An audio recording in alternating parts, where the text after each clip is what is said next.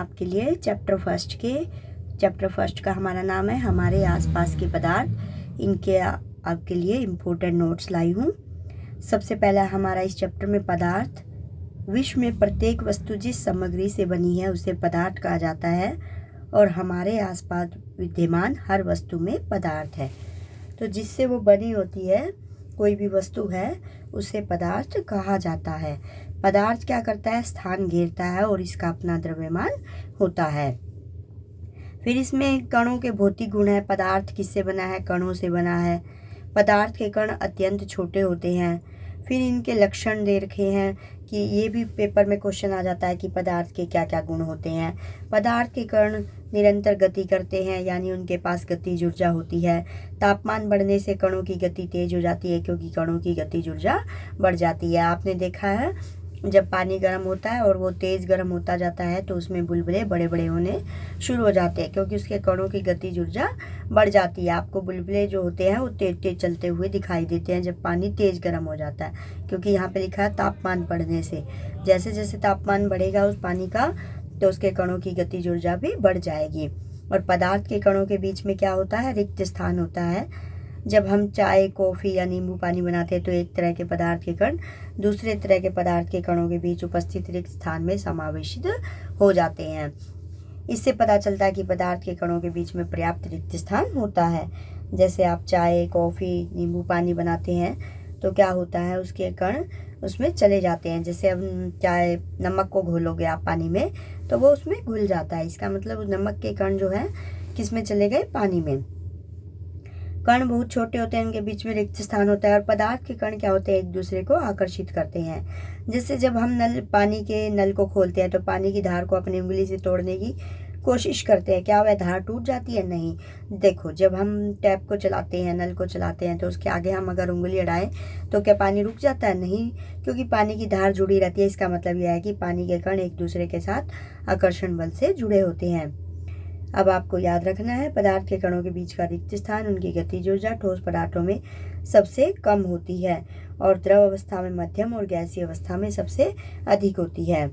इसी तरह से आकर्षण बल भी ठोस में अत्यधिक, द्रव में मध्यम और गैस में सबसे कम होता है। और गैसीय अवस्था में कणों में जो गति होती है वो अधिकतम होती है गैसीय अवस्था में, द्रव अवस्था में मध्यम होती है और ठोस अवस्था में न्यूनतम होती है। तो ये डिफरेंस है आपके किसके बीच में है? ठोस, द्रव और गैस के बीच में, गतिज ऊर्जा से और आकर्षण बल से और गैसीय अवस्था में कणों की गति के ऊपर। ये अंतर आपको याद रखने हैं। फिर पदार्थ की अवस्थाएं होती हैं, 3 अवस्थाओं में इन्हें बांटा जाता है: ठोस अवस्था, द्रव अवस्था, गैसीय अवस्था। ये सब आप जानते ही हैं पदार्थ की अवस्थाएं। हम मानव शरीर को भी पदार्थ की 3 अवस्थाओं में विभाजित कर सकते हैं। जैसे हड्डी और दांत है हमारे ठोस अवस्था में होते हैं, हमारा जो रक्त और जल है वो द्रव अवस्था में है, और फेफड़ों में जो हवा है हमारी वो गैसीय अवस्था में है। अब ठोस अवस्था का क्या होता है? एक निश्चित आकार होता है, स्पष्ट सीमाएं होती है, निश्चित या स्थिर आयतन होता है, इनकी संपीड्यता नगण्य होती है, ये दृढ़ होते हैं। मतलब इनको हम पीटे तो उनको हम आसानी से पीट भी नहीं सकते। ये दृढ़ होते हैं क्योंकि ये कठोर होते हैं। ठीक है, संपीड्यता होता है उनको पीटना, पीट कर उनको पतले छोटे छोटे रूपों में बांटना, लेकिन ठोस को पीटना इतना आसान नहीं है। अब ये कुछ उदाहरण दे रखे हैं अपवाद के जो इस बात पे लागू नहीं होते हैं। इसके बाद आपकी द्रव अवस्था है। द्रव तरल होते हैं, उनमें भाव होता है। द्रव का कोई स्थिर आकार नहीं होता, जिस भी बर्तन में डालोगे उसका यह आकार ले लेते हैं। द्रव का निश्चित आयतन होता है लेकिन आकार निश्चित नहीं होता है। द्रवों में बहुत कम संपीड़न होता है और द्रवों में भी संपीड़न जो होता है वो बहुत कम होता है। इसके बारे में भी ये आपको बातें दे रखी है, ये पढ़ लीजिएगा। उसके बाद है गैसीय अवस्था। गैसीय अवस्था, गैसों में भाव होता है, गैसों में संपीड़न अधिक होता है। जैसे आप देखते हो गैस जब निकलती है किसी भी चीज़ से, या भाप आप देखते होगे, कोई पानी गर्म करे, दूध गर्म करे तो भाप कितनी जल्दी से ऊपर उड़ जाती है। ऐसे धुआं भी उड़ जाता है एकदम से। तो इनका जो भाव होता है ज़्यादा होता है, कोई निश्चित सीमाएं नहीं होती, आकार नहीं होता, कोई निश्चित आयतन नहीं होता है इनका गैसों का। इसके बाद बता रखा है पदार्थ की अवस्थाओं में परिवर्तन कैसे कैसे होता है। जैसे ठोस बर्फ है, फिर वो बर्फ़ जो होती है वो पानी में बदल जाती है तो वो कौन सी अवस्था होगी? द्रव में होगी। और जब आप उसको फ्रिज में रखते हो तो उसमें भाप सी निकलती है तो वो गैसीय अवस्था होगी उसकी। ऐसे तापमान में परिवर्तन, करने पर क्या होता है, सबकी अवस्था भी बदल जाती है।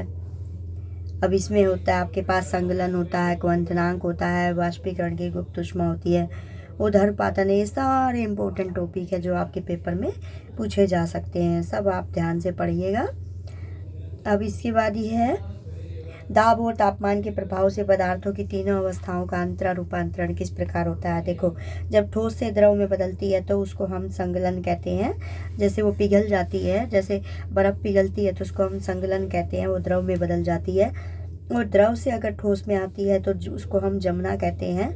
जैसे द्रव पानी लिया और उससे ठोस बर्फ़ बना दी हमने तो उसको हम कहते हैं बर्फ़ जम गई, तो इसको हम जमना कहते हैं।